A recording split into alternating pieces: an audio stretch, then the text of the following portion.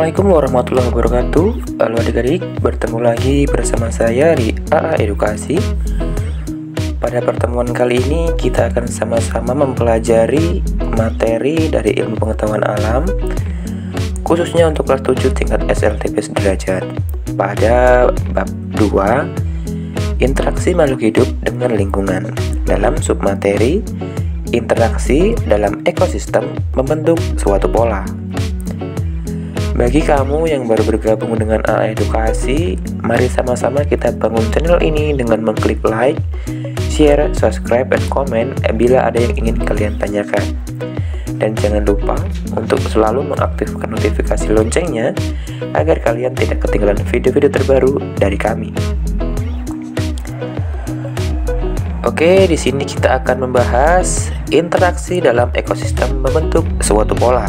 Jika kamu mengamati bagian kecil ekosistem atau seluruh ekosistem yang luas seperti lautan, kamu dapat mengetahui hubungan keterkaitan di antara organisme yang terdapat dalam ekosistem tersebut.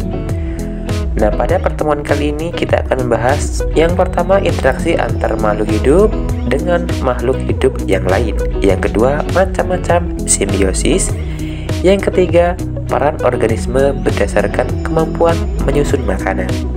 Setiap organisme tersebut tidak dapat hidup sendiri dan selalu bergantung pada organisme yang lain dan juga pada lingkungannya.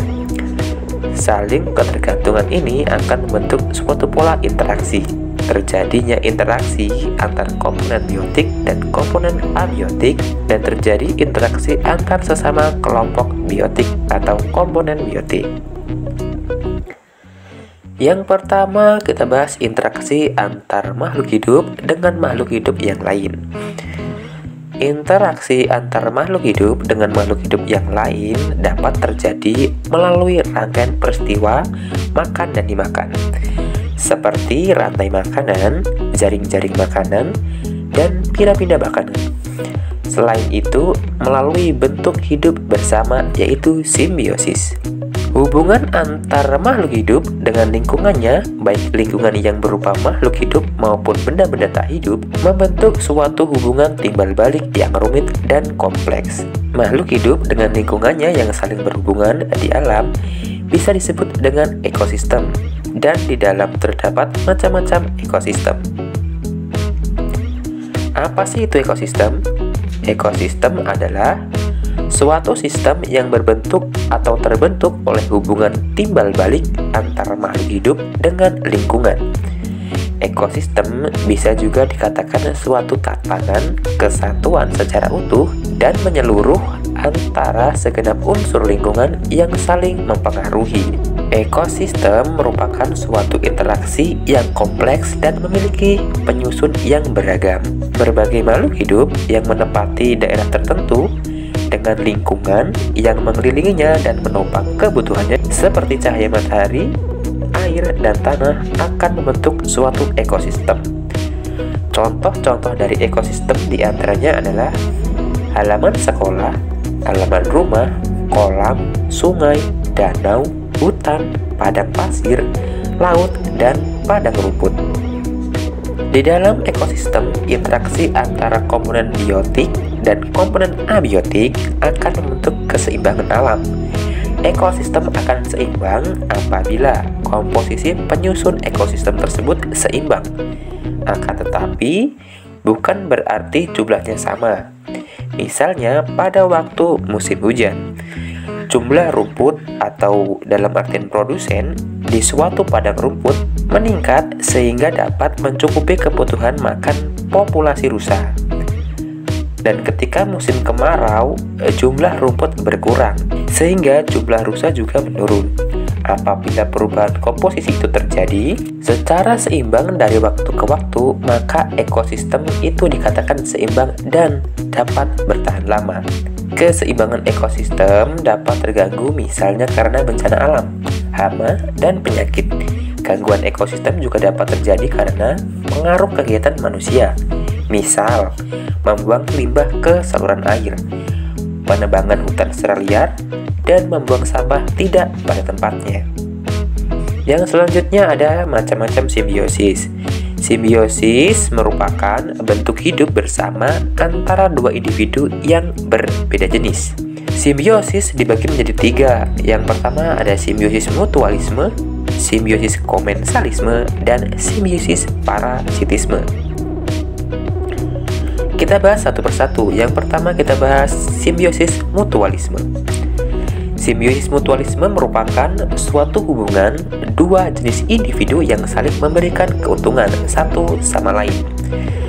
Contoh dari simbiosis ini yaitu kupu-kupu atau serangga yang hinggap pada tumbuhan berbunga. Kupu-kupu atau serangga menghisap madu dari bunga, sedangkan tumbuhan berbunga dibantu proses penyerbukan oleh serangga yang hinggap pada bunga tersebut.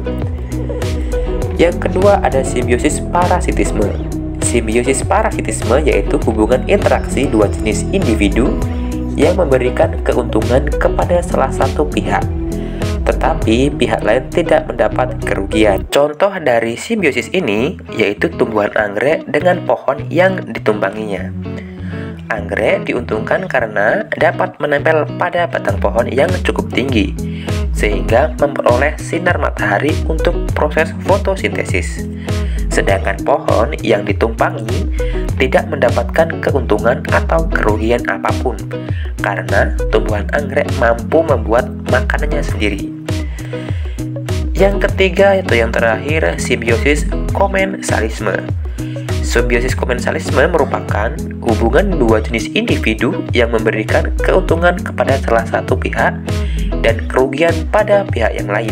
Contoh dari simbiosis komensalisme yaitu tumbuhan benalu, yaitu sebagai parasit pada pohon mangga yang ditumpanginya atau sebagai sel inangnya. Benalu mendapat tempat hidup sekaligus mengambil air dari pohon mangga. Sedangkan pohon mangga sebagai tumbuhan inang akan terhambat pertumbuhannya, bahkan lama-kelamaan akan mati karena kekurangan air. Yang selanjutnya ada peran organisme berdasarkan kemampuan menyusun makanan.